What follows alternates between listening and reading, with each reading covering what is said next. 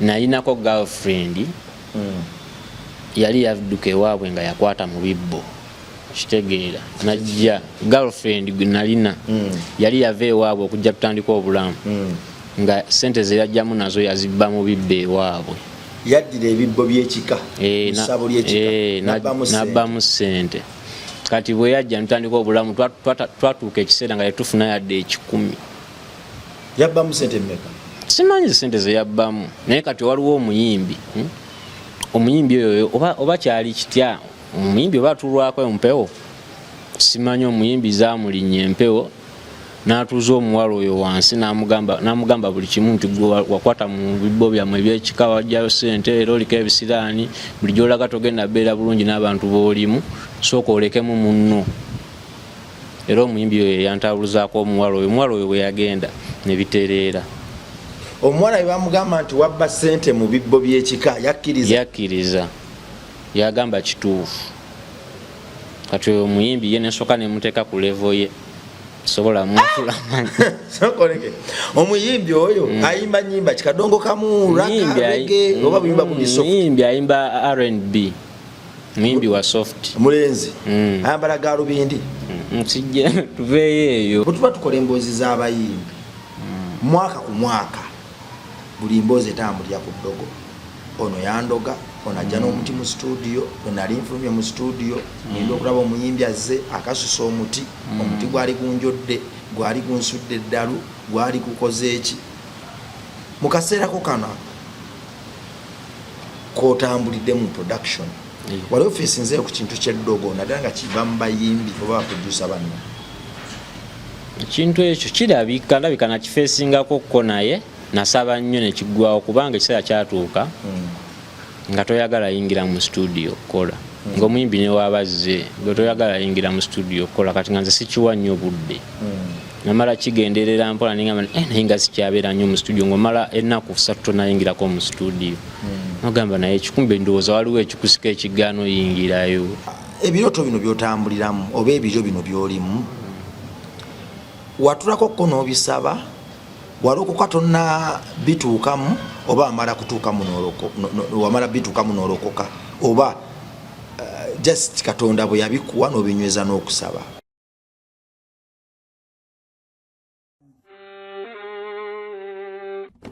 Sebo, nyabo, mwana wa Katonda wenna ali eyo. Eno yera Bongo Charity Foundation. Tukola art for charity. Nga tuyita mu bitone ebyenjawulo omuli okusiiga n'okukuba ebifaananyi, okutonaatona ebisenge ne art. Nga jjayo endabika y'ekifo. Tukwaniriza n'essanyu kasitoma waffe. Oyagala kugula art waffe oba oyagala gwe mwennyini tukusiige mu bifaananyi. Olina omwagalo awo oyagala kumutonera kirabo nga kuliko ekifaananyi kye. Tutuukirire wano ku Bongo Charity Foundation. Buli lw'otuwagira ng'otuwa omulimu oba ng'otugulako ati waffe mwe tufuna obuyambi obulabirira n'okusomesa abaana abato okuva ku streets ez'enjawulo abataliiko alabirira. Bire ku namba y'essimu noti 7 noti 346 827. Le Bongo Charity Foundation tukola art for charity. Come paint your legacy with us. Ku MRLife kwetuli amanya bampita Rimasam oboso okumpita Mechanic Rabongo weewaawo Katonda waffe mulamu Katonda waffe munene yakyakuuma oyo ayawula amayanja akyakuuma oyo awa amayanzi ekyokulya n'obulamu akyakuuma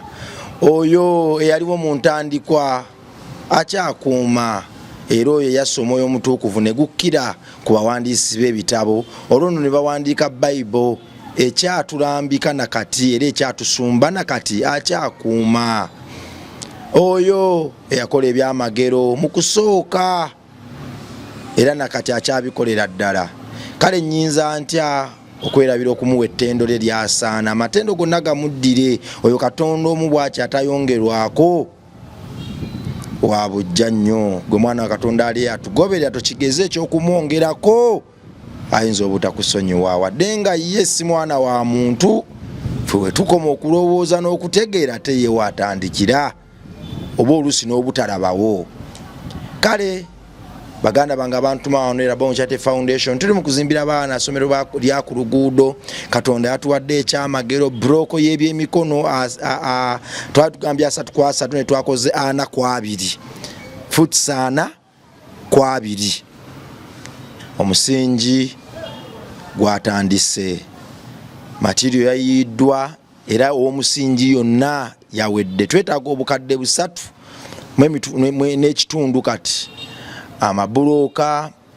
99 leba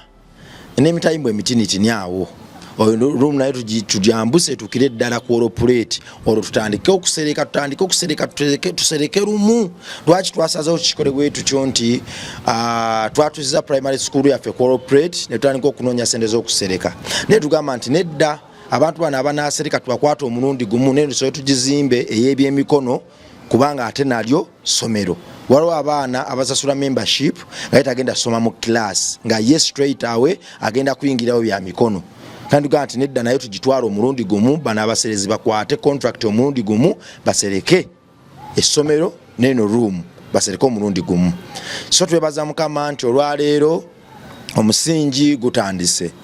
Mukama wakisa tatulekererangako gwe mwana wa Katonda Rabon Charity Foundation ebirawo nakusiga bifaananyi. Gwe mwana wa Katonda kyolina tukolera kiri kimu si kutuyigiriza kusaba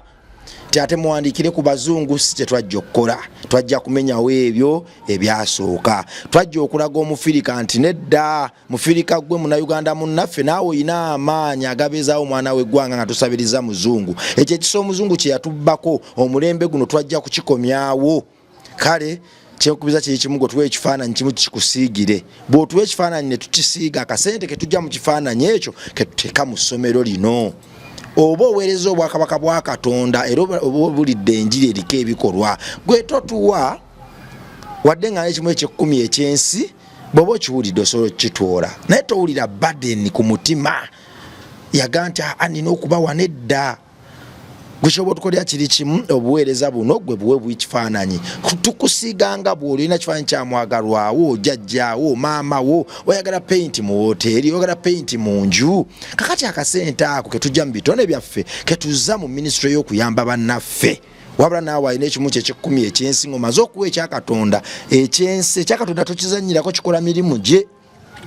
ng'omaze okuwa ekyakatonda kakino kyowulira ak'obuntu kowulira ng'olabye akaana akabonaabona akasiibye enjala akasula enjala akatambadde ekyo kyowulira ku mutima nekikuwaliriza okutoola nze ekyo empita ekimu eky'ekkumi ekyensi osobola otugulira n'akasawo ka seminti kamu osobola otugulira amatafaali emmotoka amatafaali 1,000 buli tafaali ya 2,200 twagala obukadde 2,440 osobola nti kambuteekewo neyo block eyimuke oba osobola gamba nti banenze na hoteri yange kambawo omulimu munkolere at peace akasente kano kadde mu kuzimba. Kale naawe alina omwana osomusasira membership fee yakadde kamu n'ekitundu omufula member w'okuntika atava ku luguudo. Omwana nga tava ku luguudo ozunze n'omwana okwoyo gwe mutuwe bwe nfule member w'okuntiko twagala abaana 30 bokka. Abaana 30 tubasomesa okuva mu primary 1 paka mu P7 nga basoma n'ebyemikono byonna. Mafi 5:16 ndisomero egenda okusooka nga enjiri mu ssomero eryo nayo subject okusoma Bible subject.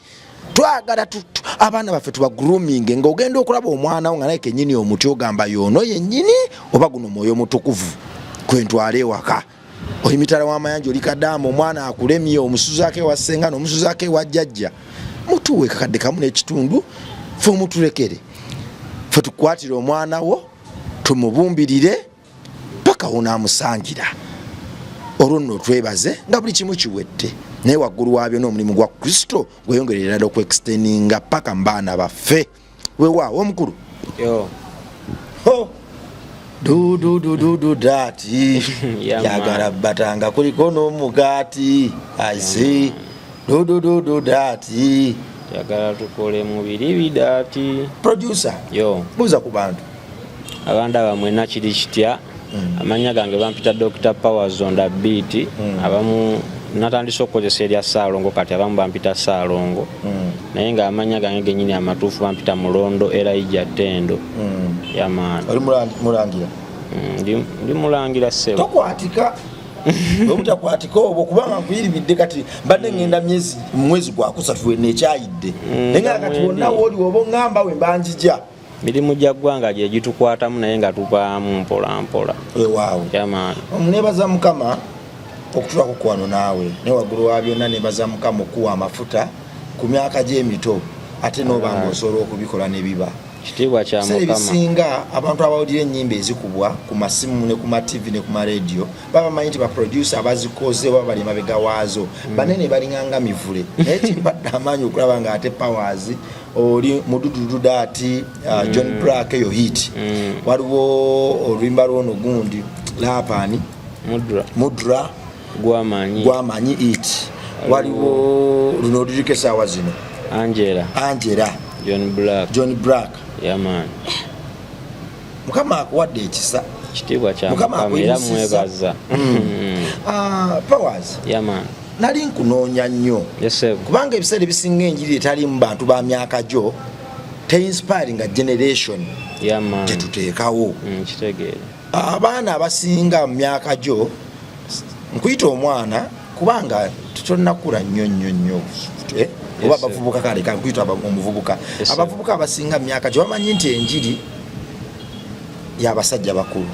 bamanyi nti Kristo okumumanya oba Katonda okumumanya olina kuba myaka 5 era wetegekera kufa balimba ate gujja bagira mba celebrity omuntu yenna ali celebrity ku myaka gyo yagambira ddala nti nedda ebya Katonda byakiyayite biri Illuminati bali bwe bati ne Illuminati amalogo n'ebirala sanga omwana muto ku myaka gyo Katonda amuwadde ekisa okukyusa amawanga naye nga yagamba ekisa ekyo kyatandikira mu ddogo kya ddogere eddogo lye lyakimanya tutandikire wano osaba koko nsaba ssebo yaman osabira mu dini ndi musajja mulokole Mukama yebaze amiina osabira ku kyaki sabira ku prayer palace ekibuye weewaawo ennyimba zino bwe bozikola kyekikuba emabega kiki kyowulira munda muli kino nze nayitibwa Mukama yampita kukola ekyo era bwe mba nkikola muli eri kuba music lulimi nga is a language nti oli waaba ayogera oluzungu ng'omuzungu amuwulira baba basobola okukwatagana n'oli waaba ayimba music nange omuntu nga ndimu music nga ndi musical olulimi mba nduwulira ne waba ayogera lulimi nga sirutegeera naye kasita ayogera olulimi lwa music nze mba muwulira kati woba oyimba nze kinzigira bugizi kindimu nti nsobola okumanya music wa flowing engeri gy'oyimbamu yonna Powers yaman abantu abasinga nze benjogeddeko ko nabo oba benkulaganyeko ko nabo nga tannatandika craft yonna oba luyimba lwonna waliwo agamba nti nze bwemba sinanywa ku muti gwanjaga sikola sikuba nnanga omulala nagamba nti bwemba sinalya kayirungi sikuba nnanga omwana n'agamba nti nze nsooka kugatta mikono n'ensaba era bwemba sinnasaba sikuba nnanga omulala n'agamba nti bwemba sinnafuna mukazi awo genneegattako ennanga sigikuba ne woba ofuwa tontwala mu studio gwe ennyimba zino nga tonnazikola kiki kyokonsidalinga ennyo eba kyekikuwa amaanyi nogaa nti kakyankoze kino kati mpulira vibe ezze kibuuzo ekyo nga kizibumu kubanga nze ndi musajja mulokole sina kyenkozesa era omuyimbi bw'aba azze okukola nze vibe yange ebaawo anytime wonna wajjidde tuyingirirawo mu studio ne tukola yamaanyi sina kyensobola kukozesa nti oba kijja simbaawo n'akazika ngaawo ak'okunywa yamaanyi Powers essaawa zino oli mu birooto omuntu yonna byandiisa ebirooto byo wadde tumanyi birooto byo naye omuntu yonna kyayayaanira naddala producer kyayayaanira kwe kubaako n'ennyimba nezikuba n'afuna olusooka n'afuna olwokubiri n'afuna olwokusatu n'afuna olwokuna baproducer bonna oba abantu bonna abali mu art fenna byebirooto byaffe ebirooto bino byotambuliramu oba ebiryo bino byolimu watulako ko n'obisaba walokoka tonna bituukamu oba wamala bituukamu n'olokoka oba just Katonda bwe yabikuwa n'obinyweza n'okusaba wabisabira before wamala kubituukamu n'olokoka oba walokoka before nga tonna bituukamu kati nze gyenzaalibwa ewaffe taata musumba pasita maama wange muyimbi era yategekangako n'ebivulu ewaffe ekayunga bugerere naye ife tukuze family family eri musical nti maama muyimbi kojja producer mu family mulimu bayimbi abasinga n'abasumba kati nange nkuze ndi mu music kuba natandikira na mu brass band kuba ejo mirere ku kkubo naye kati kigenda okujja mu kino ekya production nga banga ngali mabega kaawe ntuuka ekiseera nga njagala kuyiga production nengera music andi musayinga nzize mu nkola kuva buto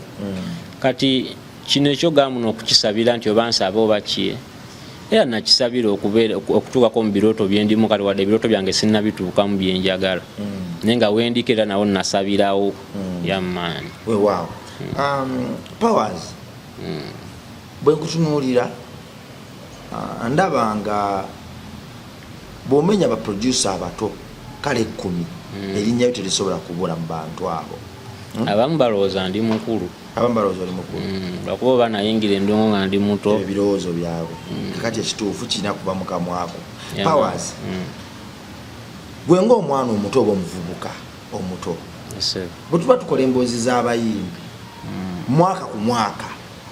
buli mboozi etambulira ku ddogo ono yandoga ono ajja n'omuti mu studio nali nfulumye mu studio ninda okulaba omuyimbi azze akasusa omuti omuti gwali gunjodde gwali gunsudde eddalu gwali kukoze eki mu kaseerako kano kotambulidde mu production waliwo feesinzeeyo ku kintu ky'eddogo naddala nga kiva mu bayimbi oba baproducer banno ekintu ekyo kirabika ndabika nakifeesingako ko naye nasaba nnyo nekiggwawo kubanga ekiseera kyatuuka nga toyagala yingira mu studio kola ng'omuyimbi newabazze gwe toyagala yingira mu studio kola kati nga nze sikiwa nnyo budde namala kigenderera mpola ningamba naye nga sikyabeera nnyo mu studio ng'omala ennaku 3 tonayingirako mu studio nogamba naye ekikumbe ndowooza waliwo ekikusika ekigaano yingirayo yammaani era namala kisabira nnyo nnyo era ndowooza kyekintu kyantuukako okwo yammaani nga bw'obeera awo owulira nga vibe togiyina ng'omuyimbi newabazze ng'alina ssente gwe toyagala kukola owulira tolina mulaalo yadde yingira mu studio owulira akunyiiza bunyiiza ayimba ebintu owulira bifulaatinga owulira kiyimba tekinyuma ng'oluyimba omuntu asobola odukola n'olulwisaayo n'ogaana oddumuwa naye nga tewali nsonga erulemesezaayo naye nga just tewali naye nga waliwo kikutte nga togera nawe dufunamu mbu oba olulemedde olusigaze oba olutunde naye nga luli mu kompyuta tolina budde bulukolako nga tolina kyokola yamaani Powers mubayimbi wali okoleddeko waliwo omuyimbi gwe wali okoleddeko tebagaa nti awe komukoledde oyinza obutaddangula omulogo nnyo oba waliwo omuyimbi gwe wali okoleddeko n'ofeesinga ku bulogo bwe noga okuva bwe nakolera omuyimbi ono siddamukolera abayimbi balala omuyimbi sina ate kati omuyimbi sijja mwatula linnya naye nalinako girlfriend yali yadduka ewaabwe nga yakwata mu bibbo kitegeera najja girlfriend gwe nalina yali yava ewaabwe okujja tutandika obulamu nga sente ze yajjamu nazo yazibba mu bibbo ewaabwe yaddira ebibbo by'ekika ssabo ly'ekika nabbamu ssente kati bwe yajja ntandika obulamu twatuuka ekiseera nga yetufuna yadde 10 yabbamu ssente mmeka simanyi sente ze yabbamu naye kati waliwo omuyimbi omuyimbi oyo oba kyali kitya omuyimbi oba atulwako empewo simanyi omuyimbi zamulinnya empewo n'atuuza omuwala oyo wansi n'amugamba buli kimu nti gwe wakwata mu bibbo byammwe ebyekika wajjayo ssente era oliko ebisiraani buli gy'olaga togenda beera bulungi n'abantu b'olimu sooka olekemu munno era omuyimbi oyo yantabuluzaako omuwala oyo bwe yagenda ne bitereera omuwala we bamugamba nti wabba ssente mu bibbo by'ekika yakkiriza yagamba kituufu kati oyo omuyimbi ye nesooka nemuteeka ku levo ye sobola mwatulamanyi omuyimbi oyo ayimba nyimba kikadongo kamu ragge oba buyimba ku soft omuyimbi ayimba R&B muyimbi wa soft mulenzi ayambala galubindi sijja tuveeyo eyo sijja mwatula naye nga muyimbi ayimba R&B ayimba bulungi nnyo yomukubaliko oba kanaba kubeerayo oko nnyo waggulu nnyo naye nga waali awo bamuwa ekitiibwa bamuwamu yategese ne concert tanategeka empewo zamulinnya mu studio omuyimbi twali ku studio si munda naye ku studio awo nga ndiwoneddemu wange naŋŋamba waliwo ekitali kituufu empewo ne zirinnya n'asomera ddemu ebigambo awo ddemu n'abikkiriza era ddemu bwe yavaawo bintu bine bitereera munnaye muyimbi omuyimbi oyo namugamba ddayo wamwe weetonde bakusonyiwa olyoka oddemu obeere ne muno naye omuwala oba yaliko naye kikyamu teyaddayo waabwe naye yapaala bupaazi akayatya ndowooza so kati munaye abayimbi mwebali naye nze oyo yeka gwe nnako reference abasigadde sirirabangako kintu ekyo ekyeddogo abasinga jasi obalaba babeera mu buyaga bwabwe bukoola bwabwe tebali nnyo ku ebyo era tomanyi omuntu tomuteerawo mukono osobola oba akikola nga takikulaga yamaanyi Powers abayimbi bano okoze n'abayimbi abawera embeera y'okukola n'abayimbi abangi eri kyabaga nti abayimbi abamu bakalubiza nnyo baproducer batukalubiriza abamu y'okutandika oluyimba nayagana kuyimba ku linnya lyo oba nagaa nti erinnya lyo lijjeemu sijja ddiyimbako ate kati ekyo kiri ku bayimbi banafu kuba omuyimbi ow'amaanyi ekyo takikaayanira ye kenyini aliteeka namu nagamba oba oteekamu logo mirundi emeka teekamu ye aba yeesiga waakawe naye oli omunafu abeera apepeta akayimba nga akapepetanga oba ki abanga atayimbangako naye ebyo biba bya bulijjo omuntu aba akoze oba olina omuwa credit abantu abategeera bali talented bakimanyi kati nsonga kyono omuyimbi gyawa ey'obutassaamu linnya mbw'oba aba yakuwaayo ku bu studio time obusente bwa studio time oluusi aba tayagala oba nakuteekayo simanyi mwana nsonga bayimbi abo zibawa baba n'ensonga zaabwe Powers mbeera ki gye wali offisinzeko mu production ng'eri complicated nnyo naye n'ogyewuunya nga ya mwoyo kale oba nga ya mubiri nogaa kino kyantuukako mu production naye sikisuubira kyanneewuunyisa era nakati nkyewuunya nga kibi kirungi tutandike n'ekibi tudde ku kirungi ekibi mu production ekintuuseeko nga nali sikisuubira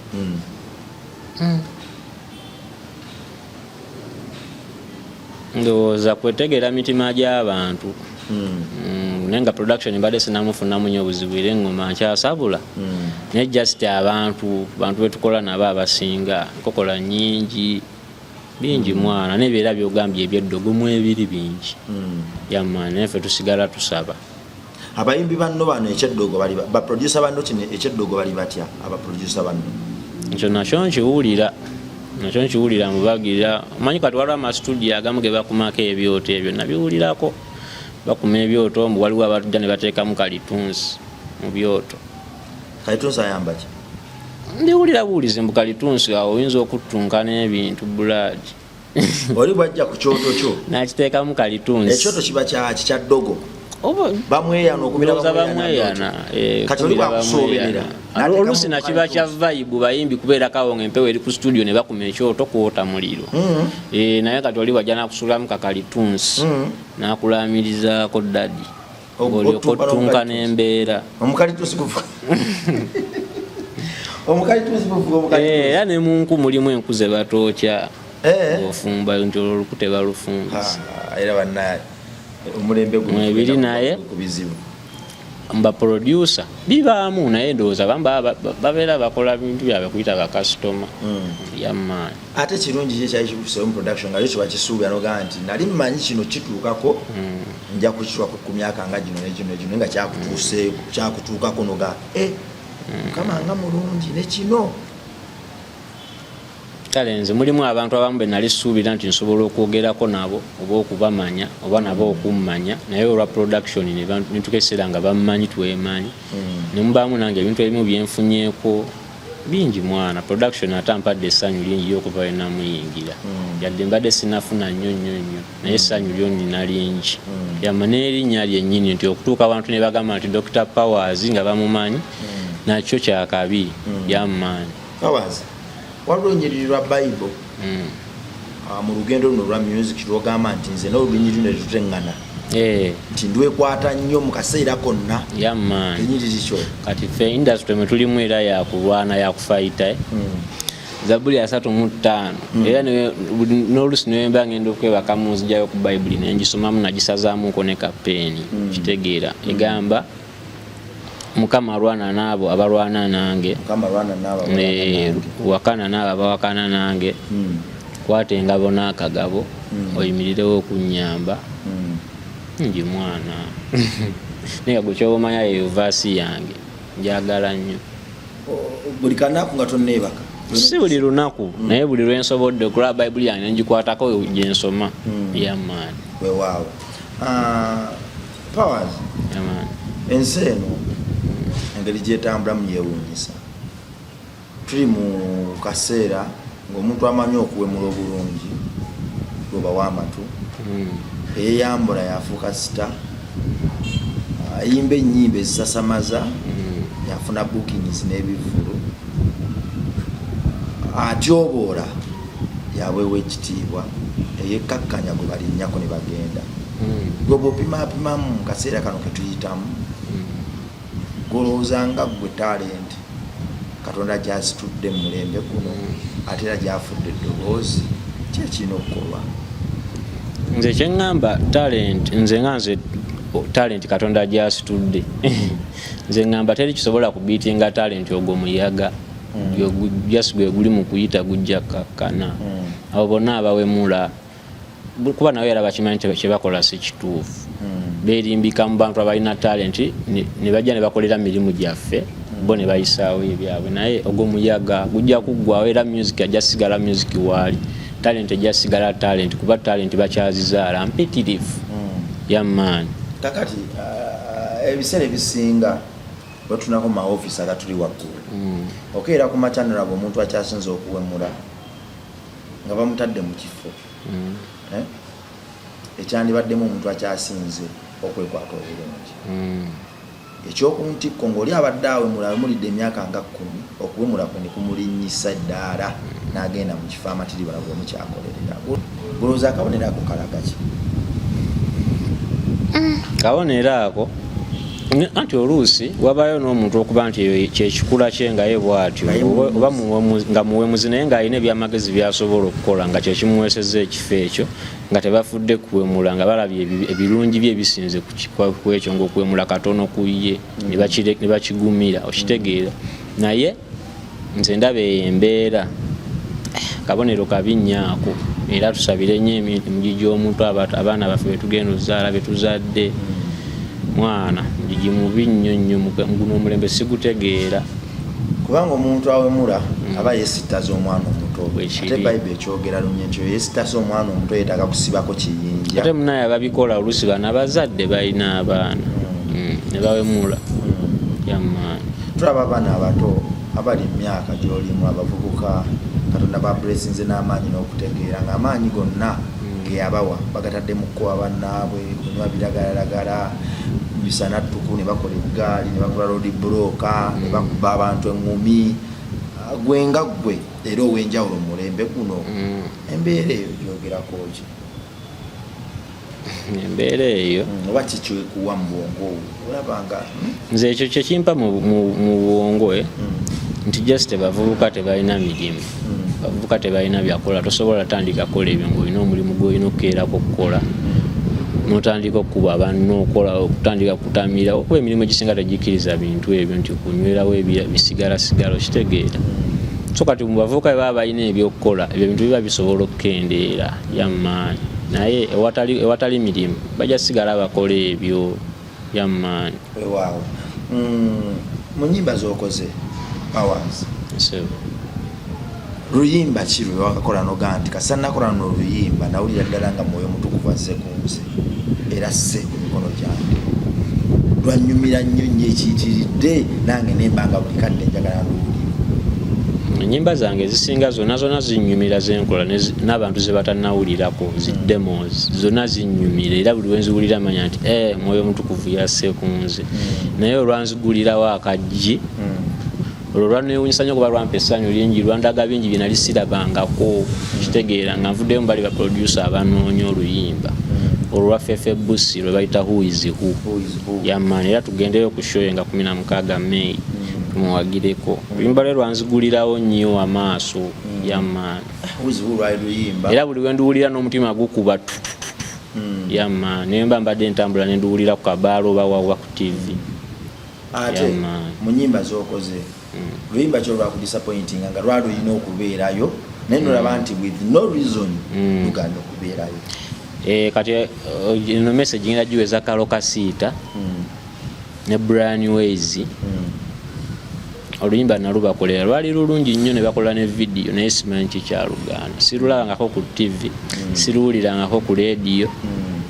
naye ng'oluyimba lwa Kabije luliba luyita Tombowa Kalokasiita Brian Ways yamaani. Wow. Nze nzikiriza nti nga kaseera katuuse alitubuuza nti amaanyi ge nakuwa ekisa kye nakuwa wakikozesa otya amaanyi wagakozesa otya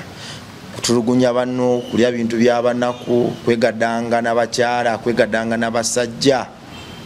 kufuuka wa mululu gunju olye n'ensigo gye wandisize kabasanya baana bato bakabawaza kaseera kagenda kutuuka nga tuzze ewaka naye oliddayo otya ku nsi kuno tetulibeerako bbanga ddene era ggwe atera okuwerekera ku bafudde waliwo ebintu ebyogerwa ku ntaana kizaalibwa omwana w'omuntu kiba ku nsi akaseera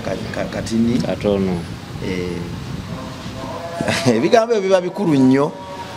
naye ekyennaku nti bwe tuziika omu ku ffe tunakuwalamukko ennaku nga 2-3 era ezo ennaku ebbiri ziba zakutya nakuyaaya nakweza bujja kasita ziyita nga tuddayo mu nkola enkadde olituuka otya wa kitaffe